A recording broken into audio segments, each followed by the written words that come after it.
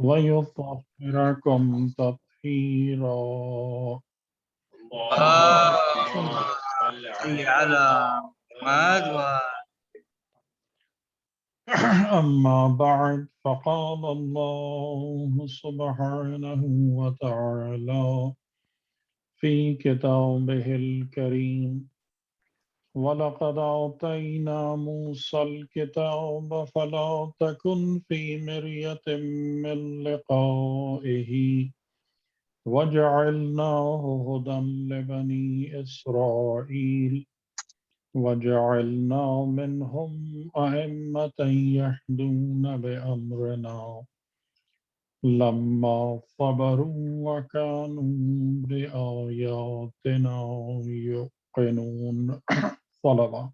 اللهم صل على محمد کل سے ہم نے جس عشرہ مجالس کا آغاز کیا بحمدللہ، تو اس میں ہمارا عنوان ہے معرفت امام حسین علیہ السلام اور اس کی روشنی میں تعمیر کردار، کیریکٹر بلڈنگ۔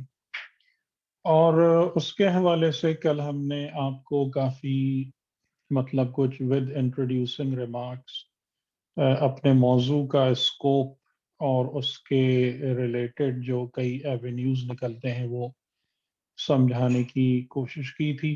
امید ہے کہ آپ لوگوں نے جو گفتگو تھی اس کو ایبزارب کیا ہوگا، اور جیسا کہ میں کل بھی کہہ رہا تھا کہ ہمارے درمیان جو یہ ایک انفارچونیٹ فاصلے ہیں، تو اس کی بنا پر یعنی جو ڈائریکٹ ایک کمیونیکیشن نہیں ہے، تو اس کی بنا پر بہرحال ایک رکاوٹ مجھے بھی ایک اسپیکر کی حیثیت سے فیل ہوتی ہے، اور میں امید کرتا ہوں کہ زیادہ سے زیادہ ہم گفتگو کو اس طریقے سے رکھیں گے کہ ہماری بات آپ کو سمجھ میں آئے انشاءاللہ۔ اور میں منتظر بھی رہوں گا کہ اگر آپ لوگوں کی طرف سے بھی کوئی بات، کوئی سوال، کوئی کمنٹ، اور یہ کہ آپ لوگ بھی مجھے کلیریفائی کریں کہ میری گفتگو آپ کو کتنی سمجھ میں آ رہی ہے، کیونکہ میں باقاعدہ جو بھی میری تقریر ہے اس پر اچھا خاصا وقت صرف کر کے اس کو پریپیئر کر کے آپ سے بات کر رہا ہوتا ہوں، اور اس نیت سے گفتگو کر رہا ہوتا ہوں کہ انشاءاللہ ہمارے لیے ذخیرہ آخرت اور ثواب تو ہے ہی ہے، لیکن ہماری تعلیم و تربیت کا ذریعہ بھی بنے یہ مجلس، کہ کہنے والے کو بھی اپنی گفتگو سے فائدہ ہوتا ہے اور سننے والے بھی یقیناً اگر توجہ سے سنیں تو اس کو فائدہ اٹھاتے ہیں، اور فائدہ اس وقت اور زیادہ بڑھ جاتا ہے کہ جب آپ اس پر کچھ ڈسکس بھی کریں، آپس میں بھی ڈسکس کریں اور ہمارے ساتھ بھی۔ تو میں امید کرتا ہوں کہ انشاءاللہ آپ لوگ اس طرف بھی توجہ دیں گے۔ تو بہرحال کیونکہ ہمارے پاس ٹائم کی ریسٹرکشنز ہیں، تو اب بالکل بھی کوئی تمہیدی گفتگو نہیں۔ میں امید کرتا ہوں کہ کل جہاں سے ہم نے بات کو چھوڑا تھا آپ وہاں سے کنیکٹ ہو جائیں گے۔ ہم نے دو آیتیں سورہ سجدہ کی آیت نمبر 23 اور 24 آپ کے سامنے تلاوت کی، جو ہمارا سرنامہ کلام ہے، ہمارا مین ٹائٹل ہے آف دا ٹاپک۔ اس آیت میں امامت کے حوالے سے گفتگو ہوئی ہے، یعنی خدا نے کچھ آئمہ بنائے ہیں، لیکن آئمہ بنانے سے پہلے دو باتیں ہیں، اور آئمہ بنانے کے بعد یا آئمہ عطا کرنے کے لیے دو وجوہات بیان کی گئی کہ ہم نے حضرت موسیٰ علیہ السلام پیغمبر خدا، ان کو ہم نے کتاب دی۔ اچھا، یہاں پر ایک بات ذہن میں رکھیے گا کہ قرآن کریم نے بہت سارے مقامات پر جو گفتگو کی ہے، حقائق اور معارف، ریالٹیز بیان کی ہیں، تو اس میں ان انبیاء کا نام زیادہ ہے کہ جو رسول خدا سے پہلے گزرے۔ یعنی اگر آپ تھوڑا سا قرآن کریم میں غور کریں تو یہ بات آپ کو زیادہ حیران کن لگے گی کہ قرآن کریم میں رسول پاک کا نام 4 یا 5 مرتبہ ہے خالی، اور باقی یا ایوہ الرسول، یا ایوہ النبی، اس عنوان سے رسول کا ذکر بہت ہے، لیکن سب سے زیادہ نام حضرت موسیٰ علیہ السلام کا ہے، حضرت ابراہیم کا ہے، حضرت عیسیٰ، حضرت نوح، ان لوگوں کا ذکر کافی زیادہ ہے. یعنی شاید جیسے مجھے یاد آتا ہے کہ حضرت نوح علیہ السلام کا ذکر قرآن میں 14 صورتوں میں الگ الگ، باقی حضرت ابراہیم، حضرت موسیٰ اور بھی زیادہ ہے. تو اس کا کیا مطلب ہے؟ اس سے بعض لوگ یہ غلط فہمی کا شکار ہو جاتے ہیں کہ گویا قرآن جو ہے وہ گزرے ہوئے لوگوں یا گزرے ہوئے پیغمبروں کے واقعات کو بیان کرنے والی یا سنانے والی کتاب. یعنی کیا مطلب ہوا کہ it means that Quran is like a story book, کہ جس میں گزرے ہوئے نبیوں کے واقعات کو بار بار بار بار مختلف انداز سے بیان کیا گیا. یہ بہت بڑی غلط فہمی ہے، یہ بہت بڑی مسٹیک ہے اگر ہم اس کو اس طریقے سے سمجھتے ہیں. تو قرآن کریم نے جب انبیاء علیہم السلام کا نام لیا ہے تو وہ اسٹوری سنانے کے لیے نہیں لیا ہے، بلکہ وہ ایک حقیقت کو بیان کرنے کے لیے ایک ریفرنس کے طور پر لیا ہے. اس بات کو ذہن میں رکھیے گا. یعنی کہ قرآن کریم ایون جیسے امام باقر علیہ السلام نے فرمایا کہ قرآن کریم ہر دور میں زندہ ہے اور ہر آنے والے دور میں قرآن کریم کی نئی تفسیر اور تفصیلات سامنے آتی ہیں کہ ہمارے لیے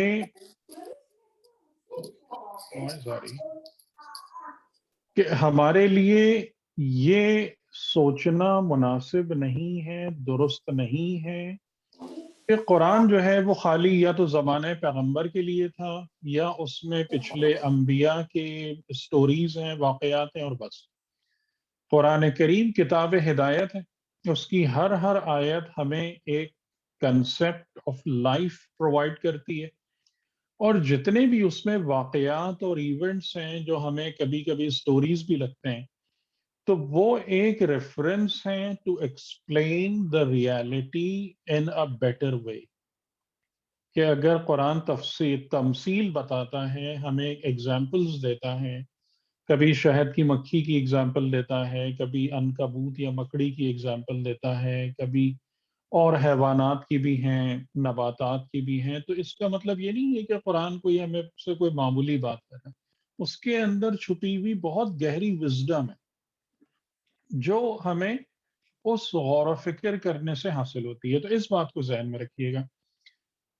تو حضرت موسیٰ علیہ السلام کا جو یہاں پہ نام ہے، اور حضرت موسیٰ اور پھر بنی اسرائیل اور پھر ائمہ جو بنی اسرائیل، تو اس کا مطلب یہ نہیں ہے کہ یہ خالی ان ائمہ کی بات ہے کہ جو بنی اسرائیل میں آئے، بلکہ یہ ہر اس امام کے بارے میں ذکر ہے کہ جسے خدا نے کسی بھی دور میں منتخب کیا. اور یہ بات ہم کو یہاں سے سمجھ میں آ رہی ہے کہ جو بھی امام ہوتا ہے وہ حقیقتاً خدا کی بارگاہ سے منتخب ہوتا ہے. یہاں سے ایک بات اور بہت امپورٹنٹ ہم کو سمجھ میں آ رہی ہے اس آیت سے. کیا جعلنا ہم نے قرار دیے منہم ائمتاً، یعنی اس کا مطلب یہ ہے کہ امام کا بنانا اور امام کا قرار دینا یہ ایکسکلوسیولی خدا کی اتھارٹی.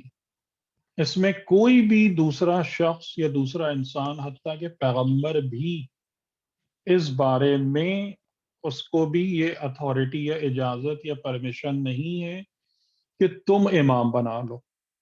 یعنی کہ رسول خدا نے غدیر میں امام علی علیہ السلام کی امامت اور ولایت کا اعلان کیا تھا، نہ کہ امام علی کو چوز کیا تھا. اس بات کو ہمیں خصوصیت کے ساتھ ذہن میں رکھنا ہے. تو امامت کون سا عہدہ ہے؟ امامت وہ عہدہ ہے کہ جو خدا جسے خود منتخب کرتا ہے، امام کو خدا جسے خود سلیکٹ کرتا ہے. تو آیت میں ان دو آیتوں میں میں نے آپ کو بتایا کہ جناب حضرت موسیٰ علیہ السلام کے ریفرنس سے بات ہو رہی ہے کہ ان کو کتاب دی. کتاب دینے کا پرپس کیا تھا؟ کہ تم خدا کی لقاء یا ملاقات کے بارے میں کسی شک میں نہ رہنا، اور اس کتاب کو ہم نے ہدایت بنا دیا بنی اسرائیل کے لیے. تو کتاب کے نتیجے میں خدا سے ملاقات کا یقین اور کتاب سے حاصل ہونے والی ہدایت، اور پھر اس کے بعد ائمہ جو خدا نے عطا کیے، تاکہ اگر یہ دو چیزیں نہیں ہیں، یعنی خدا کی کتاب سے استفادہ نہیں ہے تو امام سے بھی استفادہ نہیں ہے۔ اور امام کی برکت سے کون لوگ فائدہ اٹھا سکتے ہیں؟ امامت کی نعمت حقیقتاً کس کے پاس ہوتی ہے؟ کہ جو صبر کرے اور اللہ کی آیتوں پر یقین رکھے، ان کے حق ہونے پر، ان کے صحیح ہونے پر۔ تو یہ خلاصہ تھا جو کل میں نے ان دو آیتوں کا آپ کی خدمت میں عرض کیا تھا۔ اب ہم بات کو آگے بڑھاتے ہوئے آج تھوڑا سا امامت کو ایکسپلین کرتے ہیں کہ امامت ہے کیا۔ اور اگر یعنی کہ یہ سوال آپ لوگ اپنے ایک دوسرے سے بھی کریں اور آپس میں بھی اس بات کو ڈسکس کرنے کی کوشش کریں کہ آپ اگر ایک مومن دوسرے مومن سے سوال کرے کہ امامت اور ولایت کیا ہے، ہم امامت اور ولایت کو کیسے ڈیفائن کریں گے؟ اور یہ ڈیفینیشن کیوں ضروری ہے؟ اس لیے کہ تشیع کی بنیاد ولایت اور امامت پر ہے۔ یعنی ہمارا اور باقی مسلمانوں کے اندر جو مین ڈفرنس ہے وہ اسی امامت کی بنیاد پر ہی آتا ہے اصل میں۔ تو امامت کی کیا تعریف ہے؟ تو ہمیں امیزنگلی یہ بات فیل ہو جائے گی کہ ہم خود امامت کی اور ولایت کی صحیح تعریف کرنے کے لیے ہمیں مشکل ہو رہی ہے کہ ہم نہیں ایکسپلین کر پا رہے ہیں کہ امام کسے کہتے ہیں۔ کہ زیادہ تر سینس میں آپ دیکھیں گے تو ہمارے دماغوں میں کیا ہے کہ امام یعنی پیغمبر کے خلیفہ، امام یعنی وہ کہ جن کو رسول خدا اپنے بعد امت کا لیڈر بنا کے گئے تھے۔ ہمارے پاس امامت کی جو ڈیفینیشن ہے وہ عام طور سے اس سے آگے نہیں جاتی، لیکن جس طریقے سے قرآن کریم نے ہم کو سمجھایا اور جو علماء ہیں یعنی ہمارے جو بزرگ علماء ہیں انہوں نے جس طریقے سے ان آیتوں کی تفسیر کی، تو اس کا میں ایک خلاصہ ایک سمری آپ کو بتاتا ہوں، اور پلیز مجھے یہ بتائیے گا کہ آپ کو یہ سمجھ میں آیا یا نہیں آیا، کیونکہ یہ بہت امپورٹنٹ کنسپٹ ہے۔ اور جیسا میں نے کہا کہ تشیع کی بنیاد اس پر ہے کہ اگر اس کو ہم نے صحیح نہ سمجھا تو پھر ہمارا شیعہ ہونے کی حیثیت سے ترقی کرنا مشکل ہے، پھر ہم وہی ایک ڈینگلنگ فلوٹنگ اسٹیٹ میں ہی رہ جائیں گے، آگے نہیں جا پائیں گے۔ دیکھیں خدا نے دین ہمیں کس لیے عطا کیا، انسانیت کو کس لیے عطا کیا؟ خدا کا مقصد یہ نہیں ہے دین دینے سے کہ وہ ہم سے کچھ خاص کام کروائے، ہم کو کچھ خاص امور میں، افعال میں، اعمال میں مشغول کر دے، اور پھر اس کے بعد اگر ہم نے ان کاموں کو صحیح طریقے سے انجام دے دیا تو ہمیں ریوارڈ کے طور پر جنت دے دے، یعنی کہ اچھی نعمتیں دے دے، کہ وہ اچھی نعمتیں بھی زیادہ تر کھانے پینے والی یا لذت والی ہی دماغ میں آتی ہیں جنت کے نام پر۔ اور جن لوگوں نے ان کاموں کو انجام نہیں دیا تو ان کو پنشمنٹ دے دے، اور پنشمنٹ کے طور پر ایک مقام ہے، جگہ ہے جو جہنم ہے، اس جہنم میں ڈال دے۔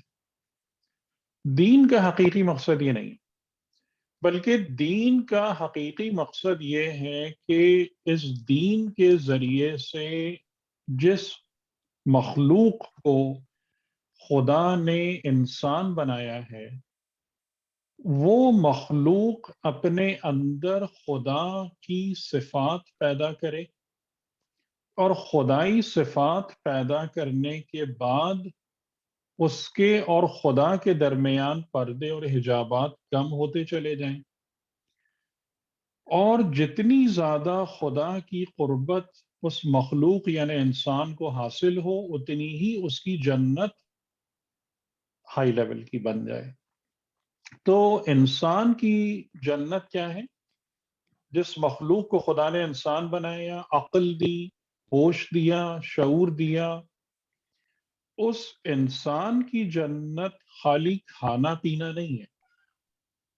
اس انسان کی جنت یہ ہے کہ وہ خدائی صفات کو اپنے اندر پیدا کر کے خدا سے زیادہ قریب ہو.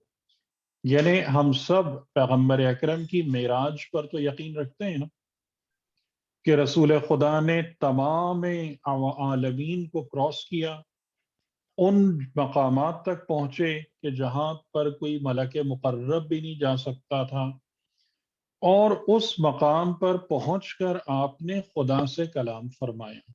یہ حقیقتاً انسان کی جنت ہے، یہ انسانیت کی بہشت ہے کہ جس کو اکمپلش کرنے کے لیے یا جس کو اچیو کرنے کے لیے خدا نے یہ دین کے نام پر ایک حقیقت، ایک سچائی انسانوں کے ہاتھوں میں دی ہے کہ اگر ہم نے اس دین کو ویسے ہی لیا، اس پر ویسے ہی عمل کیا، اس کو اس طریقے سے عملی بنا لیا، پریکٹیکل کر لیا، اس کی حقیقت کو پا لیا، اس کو زندہ کر لیا جیسا کہ خدا نے دیا ہے ہمیں، تو ہم کہاں تک جا سکتے ہیں؟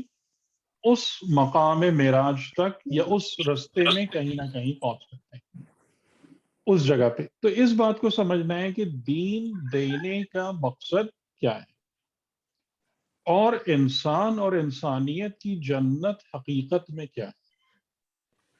کہ بالکل اسی طریقے سے کہ جیسے ائمہ علیہ السلام کی زندگی میں جب ہم دیکھتے ہیں تو آپ نے اپنی زندگی میں کس بات کو سب سے زیادہ اہمیت دی؟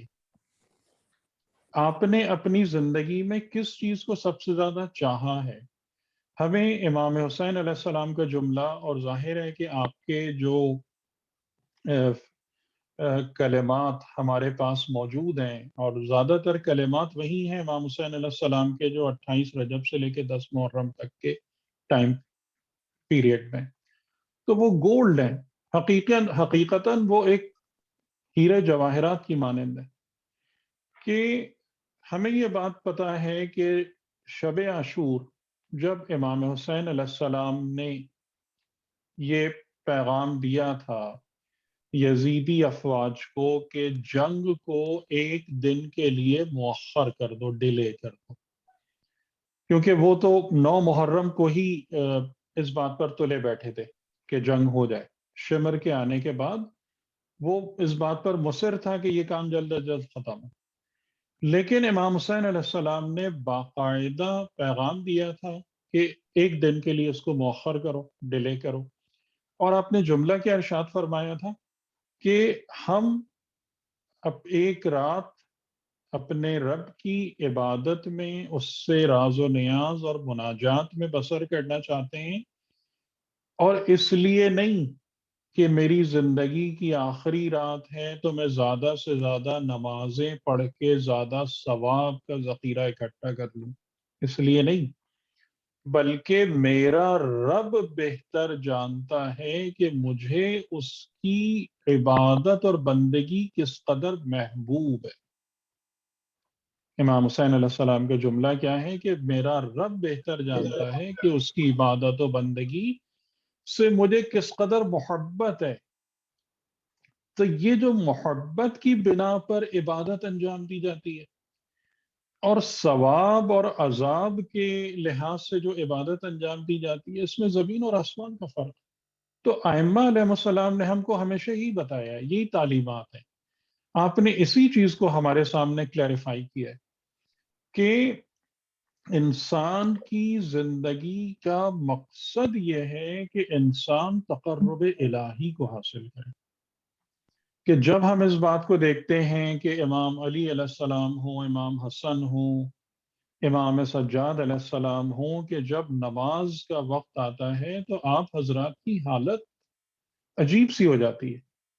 رسول خدا کے بارے میں آپ کی ازواج یہ بیان کرتی ہیں کہ جب نماز کا وقت آتا تھا، اذان کا وقت آتا تھا، تو رسول خدا ایسے ہو جاتے تھے کہ جیسے کسی اور عالم میں پہنچ چکے ہیں. اور ہمیں پہچان نہیں رہے، یعنی ہمارے لیے یہ بات ناقابل تصور ہے کیونکہ ہم کچھ بھی ایسا نہیں کر پاتے۔ لیکن اگر ہم رسول اور آل رسول کی سیرت کو دیکھتے ہیں تو وہاں ہمیں کیا نظر آتا ہے کہ دین کس کام کے لیے ہے، دین کا مقصد کیا ہے؟ اللہ کا تقرب، اللہ کی محبت، اللہ کی رضا کو حاصل کرنا، رضا الہی، خوشنودی خدا، اس کی خاطر زندگی گزارنا۔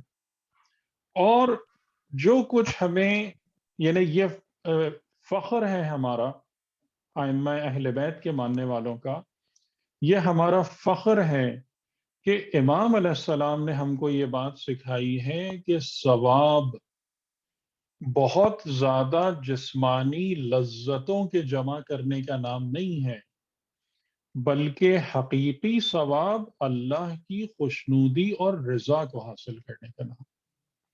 حقیقی ثواب یہ ہے تمہاری زندگی میں کہ تم محبوب خدا بن جاؤ، تم ایسے بن جاؤ، تمہارا وہ لیول ہو جائے، تمہاری وہ حالت ہو جائے کہ خدا تم سے محبت کرے۔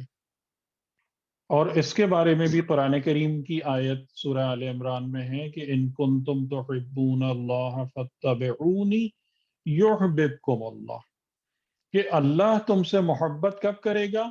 جب تم میری اتباع کرو گے، یعنی کہ پیغمبر کو، رسول کو، امام کو اس طریقے سے فالو کرو گے کہ جیسا کہ فالو کرنے کا حق ہے۔ اور فالو کرنے کا حق میں ایک جملہ آپ کی خدمت میں عرض کروں، اور میں امید کرتا ہوں کہ آپ اس جملے کی ڈیپتھ کو سمجھیں گے انشاءاللہ، کہ رسول خدا کو فالو کرنے کا مطلب یہ نہیں ہے کہ جس طرح رسول نے نماز پڑھی ہم اس طرح نماز پڑھیں، بلکہ رسول کو فالو کرنے کا مطلب یہ ہے کہ رسول نے جیسی نماز پڑھی ہم بھی ویسی نماز پڑھنے کی کوشش کریں۔ یہ فرق سمجھ میں آ رہا ہے آپ لوگوں کے؟ جس طرح کا مطلب یہ ہے کہ رسول نے ایسے ایسے وضو کیا جو فقہی کتابوں میں موجود ہے، رسول قبلے کی طرف منہ کر کے کھڑے ہو گئے، قیام ایسے تھا، رکوع میں ایسے جھک گئے، سجدے میں ایسے چلے گئے، 7 اعضاء زمین پہ رکھ دیے، یہ کیا ہے؟ رسول کی طرح نماز پڑھنا۔ لیکن رسول جیسی نماز پڑھنے کا مطلب یہ ہے کہ حالت نماز میں رسول خدا کے قلب مقدس کی جو حالت ہوتی تھی، ہمارا دل بھی اس سے کچھ قربت پیدا کرے، اس سے کچھ سملیرٹی پیدا کرے، کہ ہم جب یہ بات کہتے ہیں کہ امام علی علیہ السلام نے کہ حالت نماز میں پیر میں گھپا ہوا تیر کھینچ لیا گیا اور آپ کو خبر نہیں ہوئی، تو یہ کیسے پاسبل ہے؟ یہ صرف اس طریقے سے پاسبل ہے کہ امام علی علیہ السلام کا نفس خدا کی بارگاہ میں، خدا کی حضوری میں اتنا زیادہ سینس آف اٹیچمنٹ رکھ رہا تھا کہ باقی ہر چیز کی طرف سے توجہ ہٹ چکی تھی، باقی اور کوئی چیز سامنے نہیں تھی۔ تو اصل ہمارا کیا کام ہے، ہمیں کیا دعا کرنی ہے، کیا ایفرٹ کرنی ہے کہ رسول اور امام جیسی نماز پڑھنا، ان جیسی عبادت کرنا ہے، نہ کہ اس کی طرح، نہ کہ خالی اس کی شکل و صورت کو فالو کرنا، بلکہ اس عبادت میں جو حالت قلب کی ان کی ہوتی تھی، ظاہر ہے ہم وہاں تک نہیں پہنچ سکتے، لیکن کچھ نہ کچھ ہو، کچھ نہ کچھ اس سے قربت ہو، کچھ نہ کچھ اس سے سملیرٹی ہو، تب ہم ان کے رستے پر ہیں، تب ہم ان کو فالو کر رہے ہیں، تب ہمیں ان کی پیروی کے نتائج کو ہم ایکسپیکٹ کر سکتے ہیں کہ ہمارے ہاتھ میں کچھ آئیں گے۔ تو میں اس چیز کو کہ امامت کیا ہے، ولایت کیا ہے، یعنی خدا نے انسانوں کے لیے اپنی قربت کا ایک پورا رستہ بنایا ہے، ایک چینل بنایا ہے، ٹھیک ہے؟ جس چینل سے ہو کر انسان خدا سے قریب ہوتے ہیں اور ہو سکتے ہیں، اس چینل کا نام ہے ولایت۔ ولایت اس راہ کا نام ہے جس راہ پر انسان چل کر خدا کا تقرب حاصل کرتے ہیں۔ اور آج کے دور میں یعنی کہ پہلے اگر حضرت موسیٰ کے دور میں دیکھیں تو اس ولایت کا مظہر حضرت موسیٰ تھے، اس سے پہلے حضرت ابراہیم تھے، پھر بعد میں حضرت عیسیٰ علیہ السلام تھے۔ تو آج ہمارے لیے رسول خدا کس کو اس ولایت کے کے پاتھ کے طور پر آئیڈینٹیفائی کرا کے گئے، انی تارکن فیکم الثقلین کتاب اللہ و عترتی، کہ یہ راہ ولایت کس سے ڈیفائن ہوتی ہے؟ عطرت رسول، اہل بیت رسالت اور کتاب خدا۔ کتاب خدا اور اہل بیت اطہار علیہ السلام مل کر راہ ولایت کو ڈٹرمن کرتے ہیں۔ یعنی ان سے متمسک رہو گے، ان کے دامن کو تھامے رہو گے، ان کو پکڑے رہو گے، جیسا میں نے کہا کہ ان کو ان ٹرو اسپرٹ فالو کرو گے تو کیا ہوگا؟ یہ وہ راہ ولایت ہے کہ جو تمہیں کہاں تک لے جائے گی؟ خود رسول خدا نے اس حدیث میں فرمایا کہ یہ دونوں کہاں پہنچیں گے؟ میرے پاس حوض کوثر پہ پہنچیں گے۔ اور اگر تم نے ان کو تھامے رکھا تو ان کے ساتھ ساتھ تم بھی حوض کوثر پہ پہنچ جاؤ گے۔ لیکن تھامنے کا مطلب کیا ہے؟ تھامنے کا مطلب یہ ہے کہ ہم ان جیسے بننے کی کوشش کریں، ورنہ یہ بات آپ نے علماء سے بہت سنی ہوگی، اور کیونکہ ماشاءاللہ علماء کافی اس بات کو بیان کرتے ہیں کہ اگر خالی تعریف کرنے اور قصیدے پڑھنے سے کوئی اہل بیت کا متمسک ہونے والا بن جاتا ہے تو وہ انسان بھی بن سکتا ہے کہ جو سر امام حسین علیہ السلام کو لے کر دربار کوفہ میں گیا تھا، وہ بھی یہ قصیدے پڑھ رہا تھا کہ میرے ہاتھوں میں اس انسان کا سر ہے کہ جو مشرق و مغرب میں جس سے بافضیلت کوئی انسان نہیں۔ اسی طریقے سے جتنے دشمنان اہل بیت تھے، برائی تو کوئی بھی نہیں کر پایا تھا، برائی تو اس سینس میں کوئی بھی نہیں کر پایا تھا کہ ان کے کردار پر جب بھی ذکر آتا تھا سامنے تو وہ تعریف کرنے میں مجبور ہو جاتے تھے۔ تو خالی زبان سے تعریف کرنا، خالی زبان سے قصیدے پڑھ لینا، خالی زبان سے مدح سرائی کر لینا انسان کو نجات نہیں دلاتی ہے، راہ ولایت پہ نہیں لاتی ہے۔ یعنی بالکل اسی طریقے سے جیسے کہ مثال آپ دیکھ سکتے ہیں، سمجھ سکتے ہیں کہ ہم ایک کوئی بھی چیز ہے، جیسے بلب ہے یا کوئی اور اپلائنس ہے، کہ آپ بلب کے ذریعے سے اپنے اندھیرے کو روشن کرتے ہیں، لیکن اگر وہ آپ کے پاس خالی بلب کی ایک تصویر ہو، اس تصویر میں سے کوئی لائٹ نہیں نکلے گی۔ ایون آپ کے پاس ایک فزیکل بلب ہو، شیشے کا ایکچوئل بلب ہو، لیکن اس کے اندر سے کرنٹ نہ دوڑ رہا ہو، تب بھی وہ روشنی نہیں دے گا۔ اس کا مطلب یہ ہے کہ وہ جو ایکوپمنٹ اور اپلائنس ہے وہ بھی صحیح آپ کے ہاتھ میں ہونا چاہیے، اور دوسری اہم ترین بات یہ ہے کہ جو کرنٹ ہے وہ بھی اس میں سے فلو کر رہا ہونا چاہیے۔ تو یہ حقیقتاً جو ولایت ہے یہ وہ کرنٹ کی مانند ہے، یہ جو امامت ہے، ہماری سچی پیروی ہے، ہدایت لینا ہے، ہدایت کی راہ پر چلنا ہے، یہ وہ کرنٹ ہے۔ تو خدا نے یہ رستہ بنایا ولایت، اور ولایت کو خدا نے 3 طریقوں سے یعنی اپنے سے قریب ہونے کے حوالے سے 3 چیزوں کو رکھا۔ ایک ہے نبوت، ایک ہے رسالت، ایک ہے امامت۔ ٹھیک ہے، ولایت کی 3 قسمیں ہیں۔ ولایت آپ سمجھ گئے، ولایت یعنی خدا سے قریب ہونے کا رستہ، وہ راہ جس پر چل کر انسان خدائی ہو جائے، خدائی قربت کو حاصل کر لے۔ اس کے لیے خدا نے 3 اور راہیں کھولی۔ نبوت کا مطلب کیا ہے؟ نبی کی ذمہ داری یہ ہے کہ وہ خدا کی جانب سے جو بھی حقیقتیں ہیں جو انسان کو نہیں پتا، ہمیں نہیں پتا، وہ غیبی حقیقتیں ہمارے سامنے بیان کر دیں اور رکھ دیں۔ یہ نبی کا کام ہے، یہ نبوت کی ذمہ داری ہے۔ جیسے کل میں آپ سے کہہ رہا تھا نا کہ جن کو بھی خدا نے منتخب کیا ہے، وہ ان کو منتخب کرنے کا مقصد یہ نہیں ہے کہ ہم ان سے اپنی مرضی کا کام کرائیں، بلکہ ان کی ایک خدائی رسپانسبلٹی ہے جس کے لیے وہ مأمور ہیں، جس پر وہ خدا کی طرف سے ان کو اس کام کو انجام دینا ہے۔ تو نبی کا کام کیا ہے؟ خدائی حقیقت اور خبر۔ خدائی حقیقت اور خبر جو دو چیزیں انسانوں کو بالکل نہیں پتا، ایک توحید کے بارے میں نہیں پتا، ایک آخرت کے بارے میں نہیں پتا۔ یعنی اگر انسانوں کو ان کے حال پہ چھوڑ دیا جائے تو کوئی آسمان کو، تاروں کو پوجتا ہے، کوئی سورج کی پرستش کرتا ہے، کوئی بت بنا کے اس کے آگے ماتھے ٹیکتا ہے۔ انسانوں کی سمجھ، عام انسانوں کی سمجھ یہیں تک جاتی ہے کہ کوئی ڈیٹی ہے، کوئی پاور ہے، کوئی سپریم اتھارٹی ہے، لیکن کیا ہے، کیسے ہے، ایک ہے، 10 ہیں، 1000 ہیں، نہیں خبر۔ تو نبی کی ذمہ داری یہ ہے کہ وہ توحید اور آخرت کی خبر دے انسانوں کو۔ یہ نبوت ہے کہ تمہارا، یعنی تمہارا زندگی کا، کائنات کا مالک ہے، اور وہ ہستی وحدہ لا شریک ہے، اور اس کے علاوہ کوئی لائق پرستش اور بندگی نہیں ہے۔ اور تم اپنی زندگی میں یوں ہی چھوڑ بھی دیے گئے ہو۔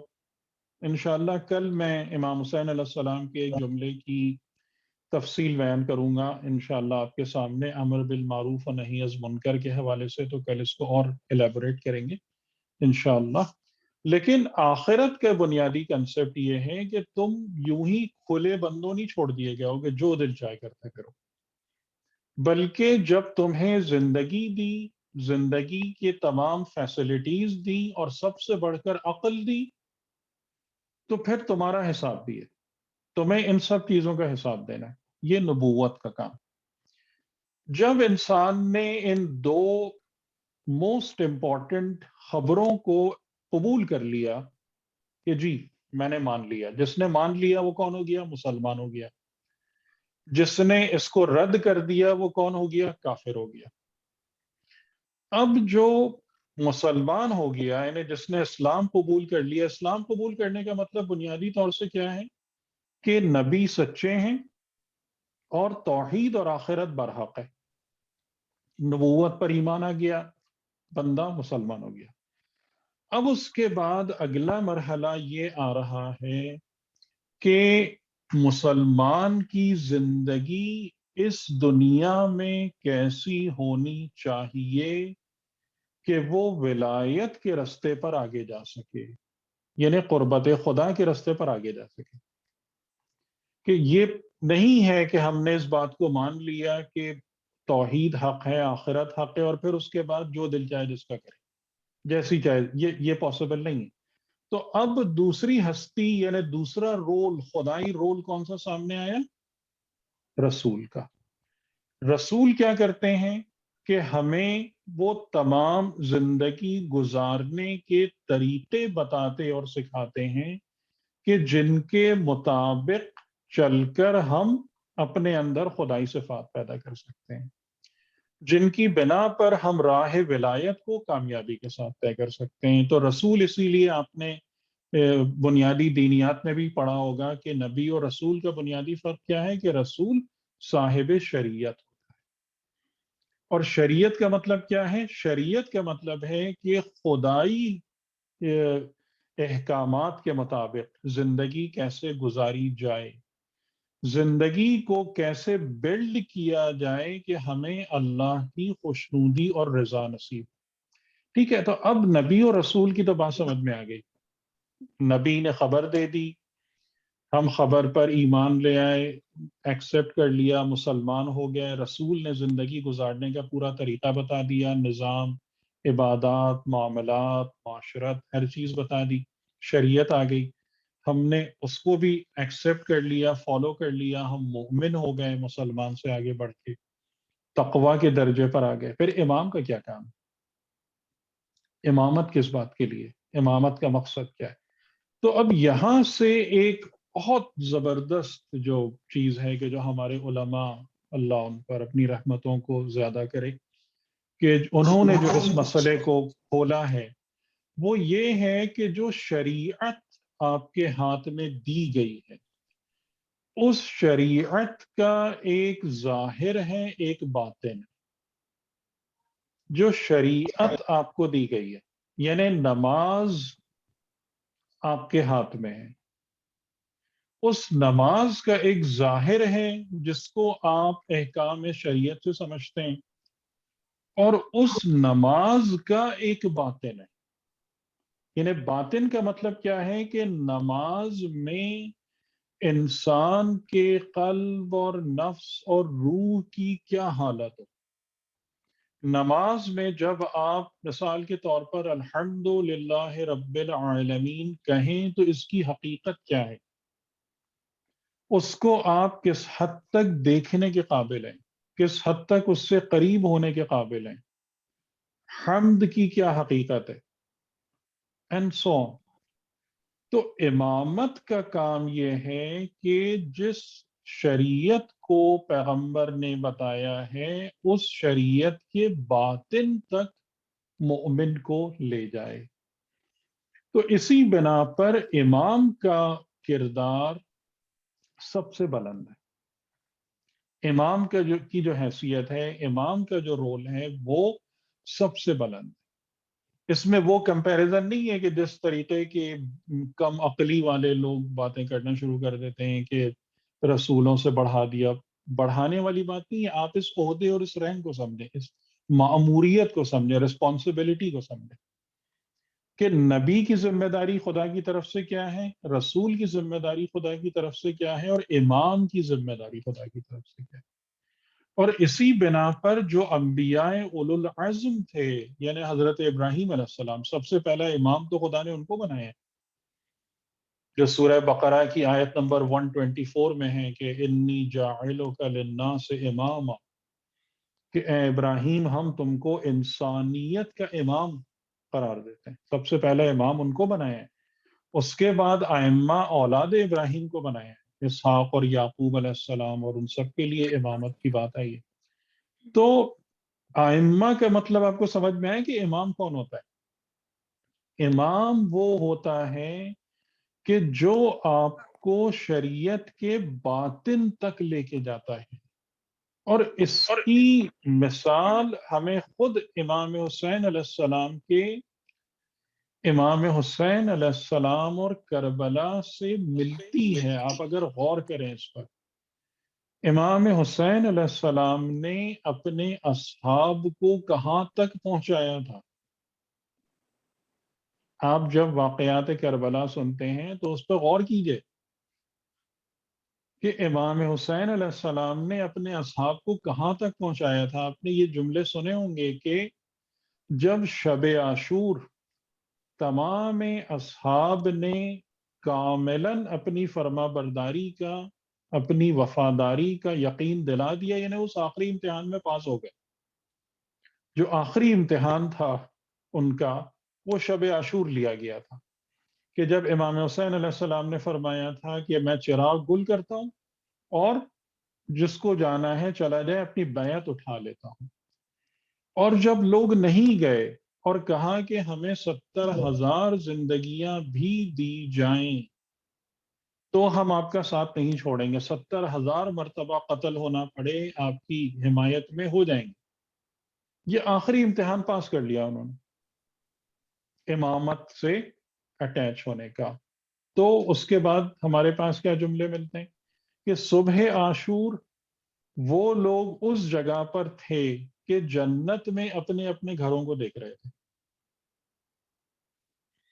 اور ہم لوگ یعنی روز عاشور کو بہت زیادہ مصیبت زدہ دن اور ہے، غم انگیز ضرور ہے. یعنی میں ایک جملہ یہاں پر آپ سے کہوں، آپ اس پہ غور کیجئے گا کہ عاشور کا دن غم انگیز ضرور ہے، مصیبت زدہ نہیں ہے. مصیبت زدہ اگر ہے تو لشکر یزید کے لیے، کہ جنہوں نے اپنی دنیا اور آخرت سب تباہ کر لی تھی. امام حسین علیہ السلام اور ان کے اصحاب کے لیے مصیبت زدہ نہیں عاشور کا دن. عاشور کا دن وہ ہے کہ جب ان لوگوں نے اپنے اپنے کمالات کو پا لیا تھا اور حاصل کر لیا. مصیبت نہیں تھی ان کے لیے. جس یوم میں، جس مرحلے میں انسان اپنے کمال کو پا لے اس کی مصیبت ہے. اور اسی وجہ سے جو اصحاب امام حسین علیہ السلام کے بارے میں ملتا ہے، حبیب اور مسلم کے بارے میں، کہ ایک دوسرے سے خوش مذاقی کر رہے تھے عاشور کے دن.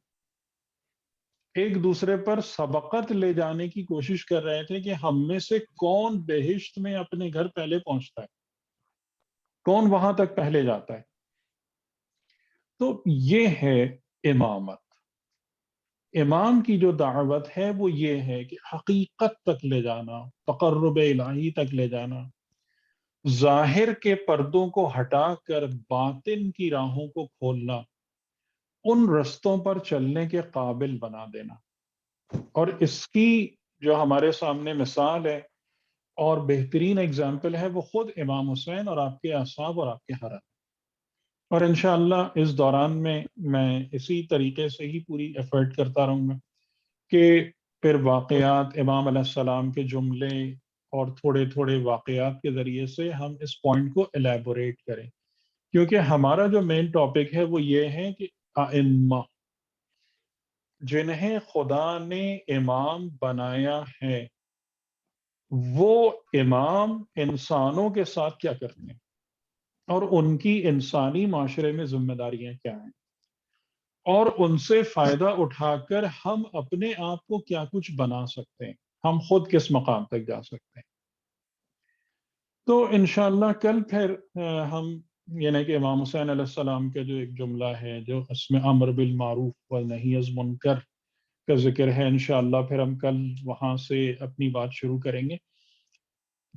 تو جیسا کہ میں نے آپ کی خدمت میں عرض کیا تھا کل کہ امام حسین علیہ السلام کے ذکر کے حوالے سے میری پوری کوشش یہ ہوگی کہ جو بھی مصدقہ تاریخی کتب ہیں اور واقعات ہیں، اور مصدقہ کا مطلب یہ ہے کہ یعنی کہ جن کو ہمارے بڑے علماء نے لکھا ہے، ٹھیک ہے، اب باقی تو ہر چیز کے بارے میں خدا بہتر جانتا ہے کہ ہم جو بھی واقعات بیان کرتے ہیں وہ کتنے پرسنٹ ٹرو ہیں یا اس میں کتنے پرسنٹ ہو سکتا ہے کہ مغالطے کا امکان ہو، جو 100% رول آؤٹ نہیں کیا جا سکتا۔ لیکن جو ہمارے بڑے علماء نے جن چیزوں کو تحقیق کے بعد کیا ہے، اسی کو ہی میں انشاءاللہ کوٹ کروں گا آپ کی خدمت میں اور اسی سے ہی بیان کروں گا۔ تو اب ہمیں جس بات سے یعنی اب جسے کہہ لیں کہ یہ تو ہم نے امام کے بارے میں آپ کو بتایا نا کہ امام کی ذمہ داری کیا ہے، امام کی مأموریت کیا ہے جس پر وہ خدا کی طرف سے مامور ہوئے ہیں۔ لیکن اب اصل سوال ہمارا ہے، امام تو یقیناً اپنا کام کرتے ہیں، کر دیا، اور امام آج بھی زندہ ہیں اور وہ اپنا کام کر رہے ہیں۔ اصل مسئلہ ہمارا ہے، جیسے میں نے آپ سے کہا تھا نا کہ امام کو ہم نے جان لیا، یہ 50% ہے۔ امام کو جاننے کے بعد انہیں اپنا امام بنانا، یہ نیکسٹ 50% ہے، اور یہ زیادہ مشکل کام ہے۔ یعنی زیادہ تر جو ٹھوکریں لگتی ہیں وہ اس جگہ پہ ٹھوکریں لگتی ہیں۔ تو ہمیں جس شے سے بہت زیادہ ہوشیار رہنے کی ضرورت ہے وہ یہ کہ ہم ائمہ کی ناقدری نہ کریں۔ ناقدری کا کیا مطلب ہے؟ کہ جیسے خود خدا نے اپنے بارے میں قرآن میں فرمایا ہے کہ وما قدر اللہ حق قدرہ، کہ لوگوں نے، انسانوں نے خدا کی، اللہ کی حق کی قدر نہیں پہچانی جیسا کہ اس کا حق تھا۔ یعنی جیسا کہ خدا کو پہچان کر اس کے حق کو، اس کی بندگی کرنی چاہیے تھی، لوگوں نے یہ کام نہیں کیا۔ لوگ زیادہ تر کیا کرتے ہیں؟ خدا کو یوز کرتے ہیں اپنی دنیا بنانے اور سنوارنے کے لیے۔ یعنی یا اللہ ہمیں یہ دے دیں، ہمیں یہ دے دیں، وہ ساری کی ساری چیزیں جو مانگ رہے ہوتے ہیں وہ دنیا سے متعلق ہوتی ہیں۔ یہی کام لوگ اللہ کی حجتوں اور نمائندوں کے ساتھ بھی کرتے ہیں، اور جہاں پر آزمائش کا اور امتحان کا اور ثابت قدمی کا وقت آتا ہے تو وہاں پر پھر ناقدری ہوتی ہے، بے وفائی ہوتی ہے۔ تو ہمیں کون سے لوگ چاہیے؟ ہمیں وہ زیادہ جو بڑی آبادی تھی کوفے کی، جیسے کل میں آپ کی خدمت میں عرض کر رہا تھا کہ جناب مسلم بن عقیل رضی اللہ عنہ کے واقعے کے حوالے سے کہ وہ 17,000 لوگوں نے، اور بعض روایتوں میں یہاں تک ہے کہ بڑھتے بڑھتے 25,000 لوگوں نے ان کی بیعت کر لی تھی، اور انہوں نے مطمئن ہو کر امام حسین علیہ السلام کے نام خط بھیج دیا تھا کہ آپ تشریف لا سکتے ہیں، یہاں کی آبادی آپ کے ساتھ۔ اور جو لوگ بیعت کیے ہوئے تھے وہ امام علی کو جانتے تھے، امام علی 4 سال حکومت کر کے گئے تھے کوفے پہ، کوفہ دارالخلافہ تھا، کیپٹل سٹی تھا، باقی ائمہ کو جانتے تھے، ظاہراً جو ظاہری شیعوں کی بہت بڑی تعداد کوفے میں تھی۔ میں آپ کو ایک دو چھوٹی چھوٹی مثالیں دوں، اور ظاہر ہے کہ یہ ہمیں ذکر امام حسین اور ذکر کربلا کے حوالے سے یہ تمام نکات بہت امپورٹنٹ ہیں۔ جتنے لوگ جناب مسلم گرفتار ہوئے، جب حضرت مسلم کو گرفتار کرنے کے لیے دستے آئے ہیں، ان میں کون سے لوگ تھے؟ وہ لوگ تھے جنہوں نے ابھی تھوڑے دن پہلے ان کے ہاتھوں میں بیعت کی تھی۔ امام حسین علیہ السلام نے میدان کربلا میں کتنے دسیوں افراد ایسے تھے کہ جن کو نام لے کر آئیڈینٹیفائی کر کے پکارا تھا کہ کیا تم وہ نہیں ہو کہ میرے پاس جو خط آئے تھے اس میں تمہارا نام اور تمہاری سگنیچر اور دستخط بھی موجود تھی، کیا تم وہ نہیں ہو؟ اب ان کے پاس کوئی جواب نہیں تھا اس کا۔ یہ کیا مسئلہ ہے، یہ کیا معاملہ ہے، اس پر ہمیں بہت زیادہ غور کرنا ہے۔ آپ کے علم میں یہ بات ہے کہ وہ شمر جس نے امام حسین علیہ السلام کو شہید کیا، قتل کیا، یہ شمر جنگ صفین میں امام علی کی فوج میں تھا، اور جنگ کے دوران اس کا چہرہ امام علی کی طرف سے لڑتے ہوئے بہت برے طریقے سے زخمی ہو گیا تھا، مجروح ہو گیا تھا۔ کیا جب معاملات ہیں، یعنی کس طریقے سے انسانوں کی کایا پلٹ جاتی ہے، کس طریقے سے یہ معاملات کہ جہاں خوف آیا، دباؤ آیا، لالچ آئی، اس قسم کے معاملات آئے، اور کہاں سے کہاں پہنچ گئے لوگ۔ اور یہ شمر جو تھا، یہ بھی آپ کے علم میں ہوگا، انشاءاللہ ہم اس کو آگے پڑھیں گے بھی اس روایت کو، کہ یہ قبیلہ بنی کلاب سے تعلق رکھتا تھا، جس قبیلے سے حضرت ام البنین تھی۔ ان کا نام اگر آپ دیکھیں تاریخ میں تو فاطمہ کلابیہ ہے، قبیلہ بنی کلاب سے تعلق رکھتی تھی۔ اور یہ جب آیا ہے ملعون کربلا میں، تو جناب ام البنین کے بیٹوں کے لیے امان نامہ لکھوا کے لایا تھا کہ تمہیں امان ہے، تم الگ ہو جاؤ، جس کو انہوں نے ٹھکرا دیا۔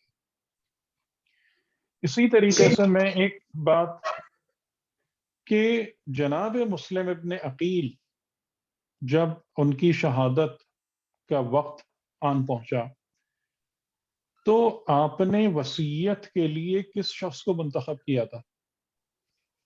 اپنا بہت قابل اعتماد انسان سمجھ کر، جس سے ان کی رشتہ داری بھی ہوتی تھی کسی رستے سے۔ وہ شخص تھا عمر ابن سعد، اور اس کو آپ نے وصیتیں کی تھی، اور اس بدبخت نے انہیں اکیلے میں بلا کے وصیتیں کی، اور ان میں ایک وصیت یہ بھی تھی کہ کسی طریقے سے حسین تک اس تمام حالات کی خبر پہنچا دیں۔ لیکن اس بدبخت نے جیسے ہی وہ اس خلوت سے، تنہائی سے باہر آیا ہے، ابن زیاد کے سامنے بیان کر دیا کہ مسلم نے مجھے یہ وصیتیں کی ہیں، اور جس پر ابن زیاد جیسا شخص یہ بول اٹھا ہے کہ جو امین ہے وہ خائن نہیں ہوتا، لیکن کبھی کبھی خیانت کاروں کو لوگ امین سمجھ لیتے ہیں۔ یہ ابن زیاد جیسے کہ منہ سے یہ جملہ نکلا۔ تو ہمیں اس بات کا بہت بہت دھیان رکھنا ہے کہ یہ تمام کے تمام لوگ وہ تھے کہ جو ظاہراً مطلب اہل بیت کے ماننے والے تھے، ان سے بیعت کرنے والے تھے، اپنے آپ کو ان کا محب قرار دینے والے تھے۔ اور جو واقعہ عرض مصائب میں آپ کے سامنے بیان کرنا چاہتا ہوں، وہ ان دو بچوں کا ہے کہ جن کے بارے میں تاریخ یہ کہتی ہے کہ یہ جناب مسلم کے 2 بیٹے تھے، محمد و ابراہیم، لیکن امام حسین علیہ السلام کے ساتھ جو بچے آئے تھے ان میں سے 2 بچے ایسے تھے کہ جو قافلے سے بچھڑ گئے تھے اور کوفے میں گرفتار ہوئے، اور گرفتار ہونے کے بعد ابن زیاد کے حکم سے قید خانے میں ڈال دیے گئے، اور قید خانے میں جب ان کو ڈالا گیا تھا تو ان کے بارے میں خاص طور سے حکم یہ تھا کہ ان کو کھانا پانی جو ہے نا وہ کم سے کم ملے۔ یہ عجیب حکم تھا کہ ان کو کھانا پانی کم سے کم ملے۔ امام حسین علیہ السلام کی شہادت بھی ہو گئی، قافلہ بھی آ گیا کوفے، اور شاید چلا بھی گیا، 1 سال گزر گیا، لیکن یہ بچے قید خانے میں ہی تھے۔ آخر کار ایک دن دونوں بھائیوں نے آپس میں مشورہ کیا اور کہنے لگے کہ یہ جو زندان بان ہے، یعنی قید خانے کا جو گارڈ ہے، یہ ہمیں کوئی اچھا اور نیک دل انسان لگتا ہے، تو اس سے ہم اپنی مصیبت بیان کرتے ہیں اور کہتے ہیں کہ کم از کم ہمیں اتنا کھانا تو دے دیا کرو کہ جس سے ہمارا پیٹ بھر جائے۔ تو ایک دن بڑے بھائی نے ہمت کر کے اس کو بلایا اور کہا کہ اے پیر مرد، یعنی ایک بوڑھا شخص تھا، کہ اے پیر مرد، ہم تم سے درخواست کرتے ہیں کہ جو کھانا تم ہمیں دیتے ہو اس سے ہمارا بالکل گزارا نہیں ہو پاتا، ہم مسلسل بھوک کی حالت میں رہتے ہیں، پیاس کی حالت میں رہتے ہیں، تو ہمیں کم از کم اتنا کھانا اور پانی دے دیا کرو کہ ہمارا پیٹ بھر جائے کرے۔ اس نے کچھ اور تعارف ہوا، پوچھا تم کون ہو؟ تو کہنے لگے کیا تم حضرت محمد کو جانتے ہو؟ کہنے لگا کیوں نہیں، وہ ہمارے پیغمبر ہیں۔ کہنے لگا کیا تم علی ابن ابی طالب کو جانتے ہو؟ کیا تم جعفر طیار کو جانتے ہو؟ وہ حیران ہو کے پوچھنے لگا کہ یہ جن ہستیوں کا تم نام لے رہے ہو ان سے تمہارا کیا تعلق ہے؟ تو کہتے ہیں کہ ہم دونوں مسلم ابن عقیل کے بیٹے ہیں،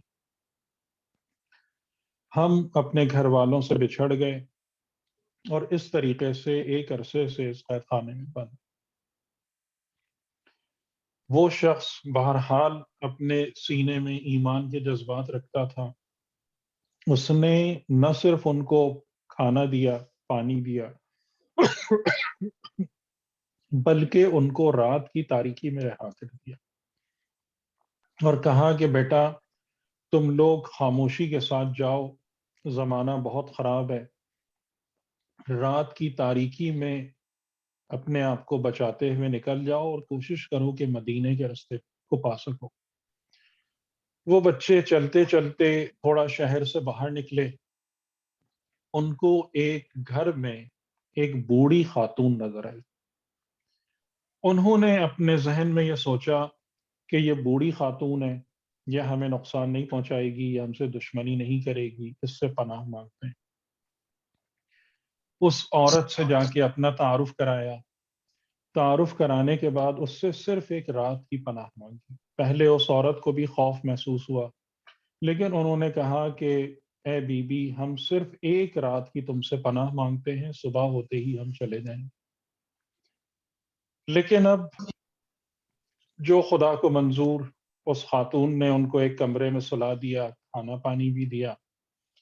اس عورت کا ایک داماد تھا جس کا نام تھا حارث ابن زیاد، اور یہ بہت عجیب ہے، اور یہ آیت اللہ جوادی عامری نے یہ جملے بیان کیے ہیں تو میں نقل کر رہا ہوں کہ یہ شخص حارث بن زیاد کون تھا؟ یہ کمیل ابن زیاد کا بھائی تھا،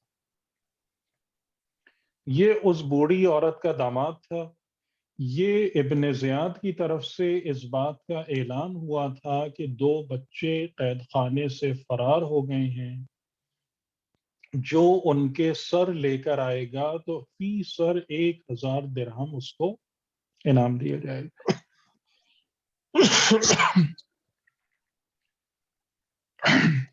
یہ شخص ان 2 بچوں کو ڈھونڈتا پھر رہا تھا کہ رات ہو گئی۔ اس نے آ کے اس خاتون کے دروازے پہ دستک دی اور کہنے لگا کہ دروازہ کھولو۔ وہ خاتون نے ڈر کے مارے، خوف کے مارے دروازہ نہیں کھولا۔ اس نے دھمکی دی کہ میں تمہیں امیر کے پاس لے جاؤں گا، میں امیر کے حکم سے ان بچوں کو تلاش کر رہا ہوں۔ اور میں رات یہاں گزارنا چاہتا ہوں اور صبح اٹھ کے پھر اس تلاش پہ نکل جاؤں۔ رات میں جب دونوں بچے سوئے تو نہ معلوم انہوں نے خواب میں کیا دیکھا، اور یہ واقعات اس قسم کے متواتر ہیں کہ اپنی شہادت سے پہلے جو بھی شہید تھا وہ یا رسول خدا کو خواب میں دیکھتا تھا، یا جناب امیر علیہ السلام کو، یا بی بی سیدہ سلام اللہ علیہ، جو ان کو جنت میں آنے کی دعوت دے رہے ہو۔ شاید ان بچوں نے ایسے ہی خواب میں کچھ دیکھا، اور جو چھوٹا بھائی تھا وہ اٹھ کر رونے لگا۔ جب اس کے رونے کی صدا بلند ہوئی تو یہ ملعون حارث یہ بھی اٹھ کے بیٹھ گیا، اور اس نے کہا کہ یہ صدا کہاں سے آتی ہے۔ یہ فوراً اس کمرے میں گیا، دیکھا کہ دو 10-12 سال کے لڑکے ہیں، ان کو فوراً پکڑ لیا، کہنے لگا تم کون ہو؟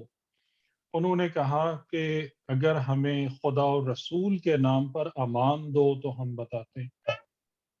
کہنے لگا کہ میں تمہیں خدا اور اس کے رسول کے نام پر امان دیتا ہوں۔ کہنے لگے کہ ہمیں قید خانے کے زندان بان نے رہا کیا ہے، اور ہم مسلم ابن عقیل کے فرزند ہیں۔ اس ملعون حارث کے منہ سے نکلتا ہے کہ واہ کیا بات ہے کہ ایک انسان موت کے منہ سے فرار کرے اور موت کے ہاتھوں میں چلا جائے۔ ان کے ہاتھ پیروں کو کس کے باندھ دیتا ہے کہ کل صبح تمہارا فیصلہ کروں گا۔ صبح جب ہوتی ہے تو ان کو کھینچتا ہوا پھر اپنے گھر لے جاتا ہے۔ پہلے اپنے غلام کو حکم دیتا ہے کہ ان کو قتل کرو۔ یہ بچے اس غلام سے اپنا تعارف کراتے ہیں، حضرت بلال اور رسول خدا کی کا واسطہ دیتے ہیں، وہ غلام اس کام پر آمادہ نہیں ہوتا۔ اپنے بیٹے کو اس بات کا حکم دیتا ہے کہ ان کو قتل کرو، وہ بیٹا اس کام پر آمادہ نہیں ہوتا، تو کہتا ہے کہ پھر یہ کام میرے ہی ہاتھوں سے لکھا گیا ہے۔ ان دونوں بچوں کو دریا کے کنارے لے جاتا ہے۔